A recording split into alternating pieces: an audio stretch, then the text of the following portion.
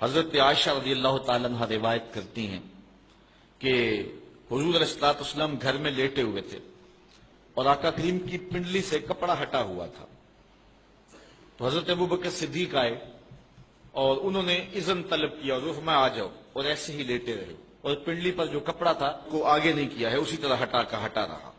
وہ آئے، بیٹھ کے اور باتیں کرنے لگے۔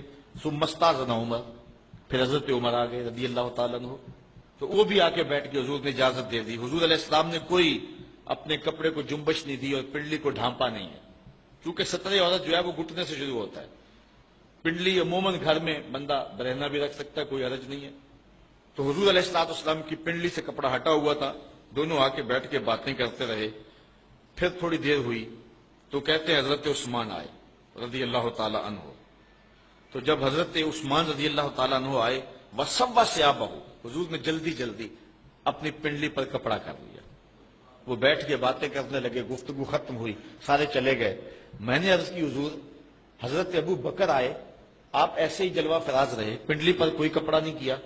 حضرت عمر آئے، آپ ایسے گفتگو کرتے رہے، پنڈلی پہ کپڑا نہیں کیا، لیکن عثمان آئے تو آپ نے جلدی سے پنڈلی پر کپڑا اوڑھ لیا۔ فرمایا عائشہ میں اس سے حیا کیوں نہ کروں جس سے فرشتے بھی حیا کرتے ہیں۔ اللہ اکبر۔ حضرت مرہ بن کعب رضی اللہ تعالی عنہ حضرت عثمان غنی رضی اللہ تعالی عنہ کی بات کرتے ہیں، چونکہ حضرت عثمان غنی رضی اللہ تعالی عنہ انتہائی کٹھن زندگی گزاری ہے، خلافت کا زمانہ، اور بعد میں انہیں ظلماً شہید کیا گیا۔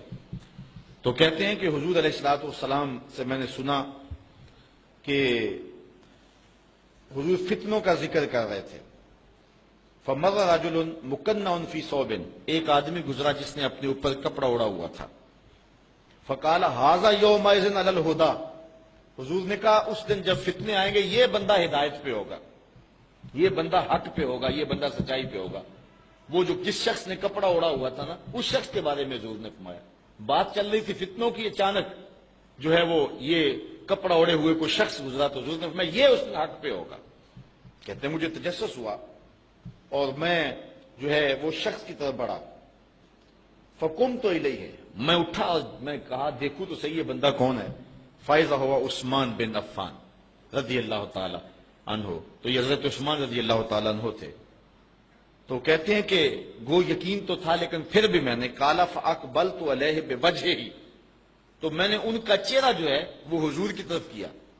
کپڑا اوڑے جا رہے تھے تو میں نے جو ہے وہ کپڑا سائڈ پہ کر کے چہرہ حضور کی طرف کیا۔ فقلت ھذا، میں نے کہا حضور یہ؟ کالا، نام کہا ہاں یہی، کہ جب فتنوں کی آگ جلے گی تو یہ شخص حق پہ ہوگا۔ اللہ اکبر، یہ حضور نے گارنٹی دی ہے۔ ابن عمر رضی اللہ تعالیٰ عنہ روایت کرتے ہیں کہ حضور علیہ السلام نے فتنوں کا ذکر کیا۔ فقال یقتل ھذا فیھا مظلوما لعثمان، حضور نے فرمایا کہ جب فتنے بپا ہوں گے تو حضرت عثمان ظلماً قتل کر دیے جائیں گے۔ اور پھر ایسا ہی ہوا کہ جب بلوہ ہوا تو حضرت عثمان شہید کر دیے گئے، اور اس وقت وہ قرآن مجید کی تلاوت کر رہے تھے۔ حضرت امام حسین پر 3 دن پانی بند ہوا، حضرت عثمان غنی پر 40 دن پانی بند رہا، 40 دن پانی ان کے اوپر بند رہا، اور اپنے اہل خانہ کے سامنے شہید کر دیے گئے۔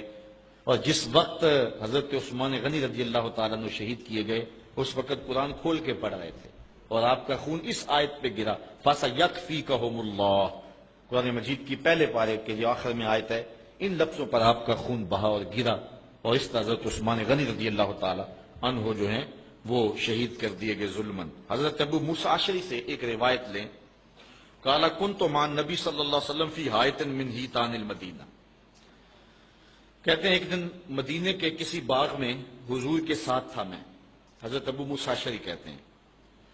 فجاء رجل فاستفتح، کوئی شخص آیا اور اس نے دروازے کو دستک دی۔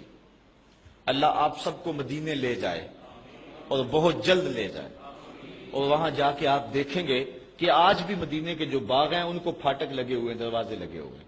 یہ ہمارے باغ ان کے ارد گرد دروازے نہیں ہوتے، ہاں کوئی بار لگا لے وہ بھی درختوں کی یا گارڈین کی یا کسی چیز کی تو وہ ایک الگ امر ہے، اور وہ بھی اب رواج پڑا ہے۔ لیکن عرب میں شروع سے جو باغات ہیں ان کے گرد 4 دیواری ہوتی تھی اور اس پر دروازہ لگا ہوا ہوتا تھا۔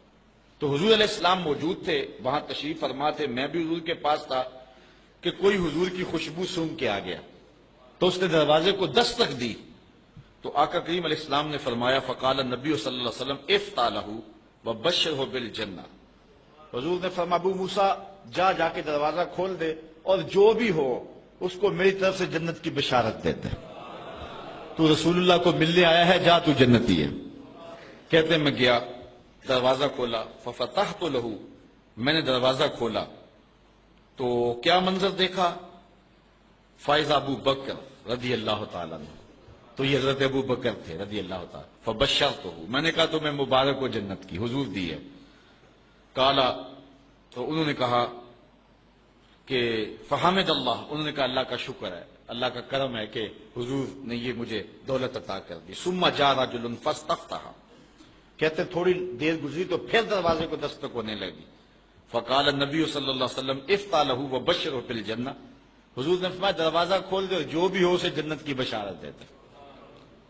تو کہتے ہیں میں پھر گیا اور جا کے دروازہ کھولا، ففتحت لہ فاذا عمر، تو حضرت عمر رضی اللہ تعالیٰ عنہ تھے، فاخبرتہ، تو میں نے انہیں خبر دی، بما قال النبی صلی اللہ علیہ وسلم، جو حضور نے مجھے کہا تھا، فحمد اللہ، انہوں نے اللہ کی حمد بیان کی۔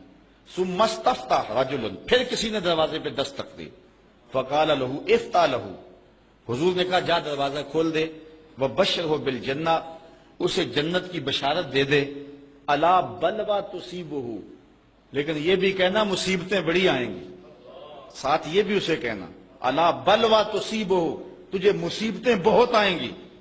تو کہتے ہیں فائزہ عثمان، میں گیا تو وہ حضرت عثمان تھے رضی اللہ تعالی عنہ، فاخبرتہ بما قال النبی صلی اللہ علیہ وسلم، تو میں نے خبر دی جو حضور نے کہا، فحمد اللہ، انہوں نے کہا اللہ کا شکر ہے۔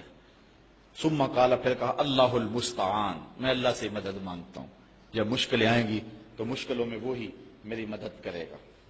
قل هل يستوي الذين يعلمون والذين لا يعلمون، ارشاد فرمایا اے محبوب تم ارشاد کر دو کہ جو لوگ جانتے ہیں جو نہیں جانتے وہ برابر نہیں ہو سکتے۔ تو اہل علم کو دوسری مخلوق پر فضیلت اور شرف بخشا گیا ہے۔ حضرت داؤد علیہ السلام کو اللہ نے اختیار دیا کہ چاہے مال لے لو، چاہے حکومت لے لو، چاہے علم لے لو۔ انہوں نے کہا مالک علم دے دے، تو اللہ نے مال اور حکومت علم کے صدقے سے عطا کر دی۔ علم اپنی ذات کی معرفت اور اپنے رب کی معرفت کا ذریعہ ہے۔